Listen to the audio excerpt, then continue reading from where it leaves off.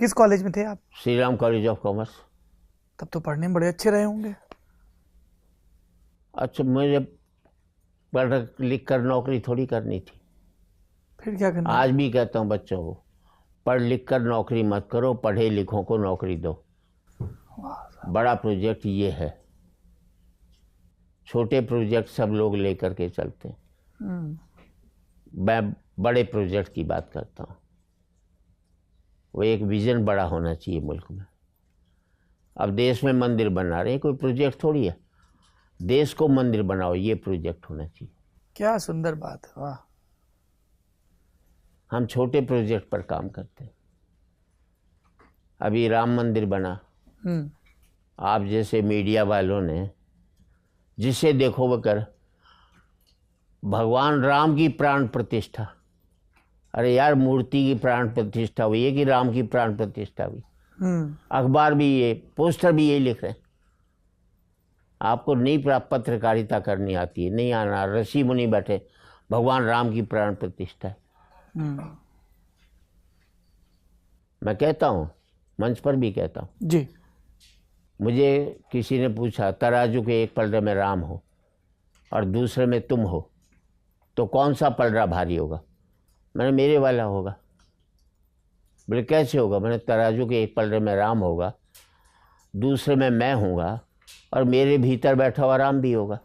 क्या बात है। सोच कहाँ जा रही है हमारी, ये देखने की बात है। तो जब आप कॉलेज में गए थे तब, जैसे हम लोग जब स्कूल कॉलेज में होते तो बड़ा रहता ना यार, बड़े होके ये बनना है, घर वाले भी समझाते थे, समाज का भी दबाव, आपके ऊपर कुछ ऐसा था? मेरे दबाव था ही नहीं, क्योंकि दवाइयों की मैन्युफैक्चरिंग का काम था, उसी को करना था। हाँ। पढ़ा ली, उसमें कोई मतलब नहीं। मेरे क्लास कॉलेज फेलो कई रहे, क्लास फेलो बहुत कम रहे, क्योंकि हम जाते ही नहीं थे।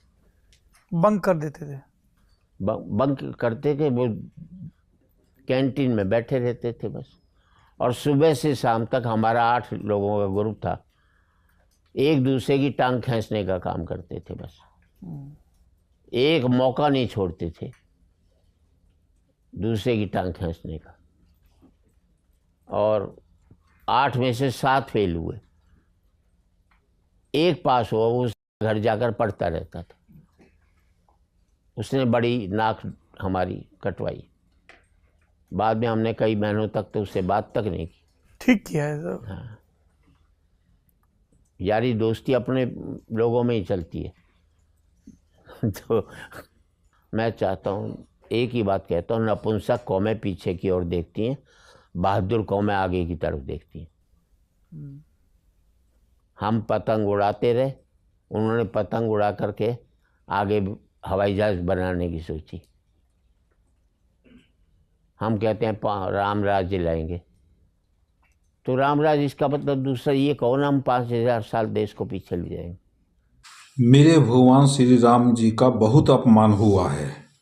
इतने पत्रकार बैठे हैं और कोई सवाल नहीं। गलती इन सब की नहीं है। ये तो कलयुग की शिक्षा थी, जो पिछले 5200 वर्षों से हमारे दिमाग में बैठा था। लेकिन अब समय आ गया है सबके दिमाग में श्री गुरुदेव हनुमान जी को बिठाने का। तभी विश्व में शांति आ सकती है। इसलिए समस्त पत्रकारों को एक चुनौती, एक डिबेट मुझसे भी हो जाए। मुझे भगवान श्री राम जी ने ऐसा इसीलिए बनाया है। आने वाली कौम हमारे ऊपर कैसे घमंड करे? कोई ऐसा काम करते हैं क्या? हमें अपने अच्छा बताने के लिए, घमंड करने के लिए, हमारे यहाँ राम थे, हमारे यहाँ कृष्ण थे, बुद्ध थे, महावीर थे। आप क्या हो ये बताओ कि आने वाली पीढ़ी जो है आपका नाम लेकर के घमंड महसूस करे। इस वीडियो को 1 महीने में 45 लाख लोग देख चुके हैं। याद रहे, ये इतिहास बन रहा है।